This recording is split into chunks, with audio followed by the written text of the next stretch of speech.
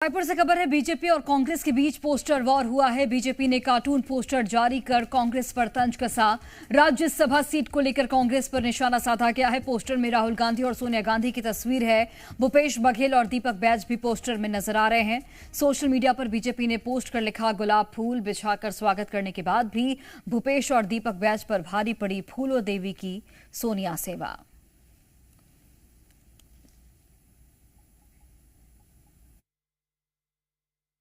विषय किसकी चली या नहीं चली ये विषय नहीं है।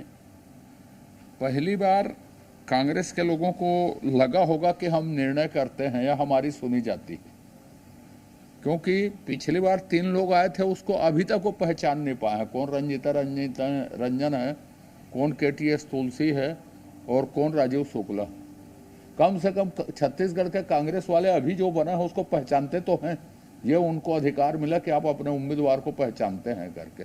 ये अपने उम्मीदवार को पहचानना कांग्रेस के लिए एक बड़ी उपलब्धि छत्तीसगढ़।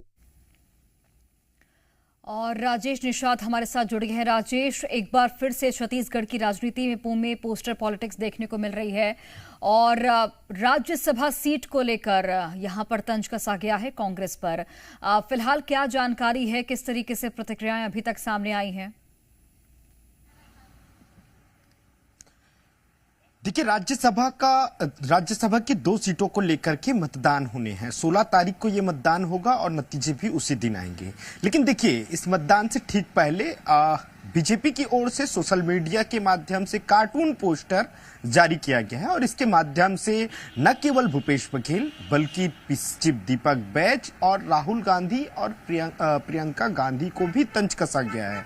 और उसके माध्यम से ये बताने की कोशिश की गई है कि भूपेश बघेल जो छत्तीसगढ़ के पूर्व मुख्यमंत्री हैं, उनके बेटे भी दावेदारी में थे, लेकिन उनको नहीं मिला टिकट। इसके अलावा दीपक बैज को भी टिकट नहीं मिला और साथ साथ जिस तरह से फूलो देवी नेताम, चूंकि बीजेपी ने जो ट्वीट पोस्ट किया है उस पर लिखा गया है कि स्वागत में फूलें बिछा दी गई थी गुलाब की, लेकिन बावजूद भूपेश बघेल और चीफ दीपक बैज को तवज्जो नहीं मिली, बल्कि उनकी जगह में फूलो देवी नेताम जो सोनिया की सेवा की है उसको तवज्जो दी गई है। तो देखिए, इस तरह का तंज कहीं ना कहीं बीजेपी की ओर से किया गया है। और देखिए, इस मामले को लेकर के भाजपा के वरिष्ठ नेता हैं, विधायक हैं अजय चंद्राकर, उन्होंने भी सीधे तौर पर हमला बोला और उनके द्वारा ये कहा गया है, चूंकि 3 जो सीटें थी राज्यसभा की छत्तीसगढ़ में, उस पर कांग्रेस ने बाहरी नेता को कहीं ना कहीं राज्यसभा में भेजा था। हालांकि इस बार यह है कि कम से कम